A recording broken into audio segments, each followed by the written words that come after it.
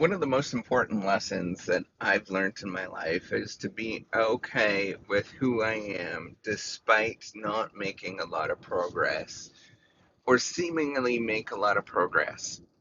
I was just looking at the podcast numbers on this podcast, and there was one play. And I do think that person that was there, and I think to myself, a lot of people would sort of give up on that and say, that's not good enough. Why am I actually doing that? And to me, I think, why the hell not? Um, that's still one person that I probably would never have known otherwise and would not, never have gotten to meet.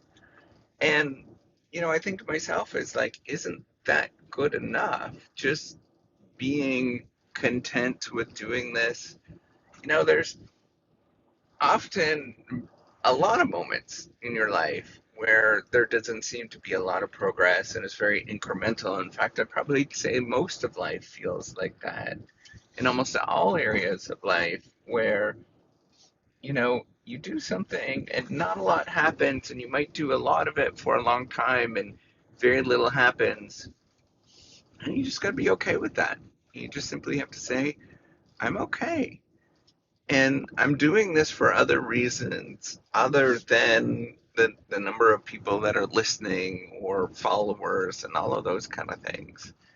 I think once you sort of realize that, and you take this sort of perspective of like, why would that matter anyways? Would my actions be that much different if there was that much more people listening? If I had an arbitrary amount, let's say I had 117 people listening every single time I did a podcast, would that change this? And the answer is no. It would not change it. There's very little that it would actually change. Or if I had 2,572 people listening every time, and the answer is no, it would not change. So that's where you got to take a step back and think, what are we doing here? It's like one of those moments where, so I used to go to the gym all the time. I was pretty religious, like for 15 years, probably even longer. Um, and it's interesting. I just do different things now. I don't just go to the gym, but there would be all sorts of people that would go in January. It's now January, and sure enough, at the end of January, all those people, they'd all disappear, right? And it's kind of like this big January rush. Everybody sort of has this New Year's resolution to go to the gym, and then they'd all disappear at the end of it. Um, and the reason why they would disappear is they were looking for some sort of solution that would happen very quickly. But most things in my life, they don't happen quickly. They're a slow, tedious, boring process that, in fact, often don't have returns the way that you think that they have returns, right? You imagine that there would be an equal, so you put in, I don't know, 10% of power, I don't know, whatever that means, but you would get 10% return on the number of muscles or, the number of whatever that you're doing, but it doesn't work like that, right? Like it works as if you will put in 10 years of doing something and nothing will happen. It'll be very minimal. And maybe you'll get 10% return from that. Maybe there will be a little bit more muscle than you've ever had. Or it might be just that nothing really changes and it's the same thing that you've always had. And that's okay. What you're doing is, if you didn't do that, your life would be not nearly as good, right? That it would be much more challenging. You'd have face more injuries and things like that.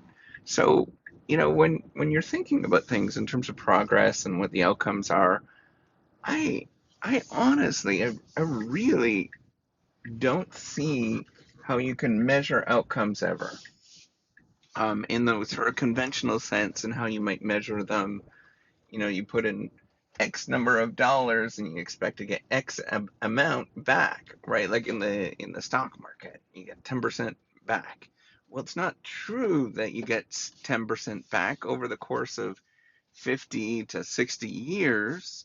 you do get 10% back every single year, but any given year, it goes up, it goes down. You might get 5 years in a row where you get nothing and nothing happens. And then one year you get 80% return, right? Like these sort of patterns that we think about and we sort of infer that this is the way that should happen, that there should be this sort of linear thing, or outcomes should happen this way. It doesn't happen like that. It happens in the sense that it's not a one-to-one conversion. The effort that you put in doesn't result in the same amount of outcomes all the time. What happens is you do your thing, and then that's it.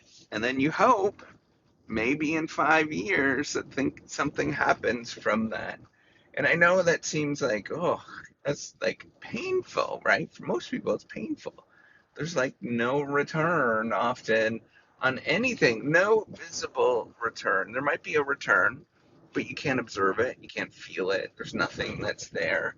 Like when I go to the gym and I religiously do exercise, once a day, or I probably do about 5 or 6 times a week, every day, various different things.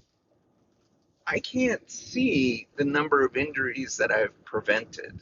I can't I can't calculate that. That doesn't exist. The only thing I know is what it is right now, and I feel kind of okay, but it doesn't mean if I stop going, doesn't mean I'm not going to get a whole bunch of injuries. I don't know what's going to happen if I stop going. So I think, you really need to ponder what it means to do work, what it means to get returns and outcomes on things. It's not a linear, simple thing. I think it's very much a sort of complex thing where you just do things because you know it's right. You've heard about that this is the right thing to do, and you just do it. And that's it. I know it seems kind of ambiguous and wonky and all of that kind of stuff, but that's ultimately what you do. And then you just hope. All right, take care and have a wonderful day.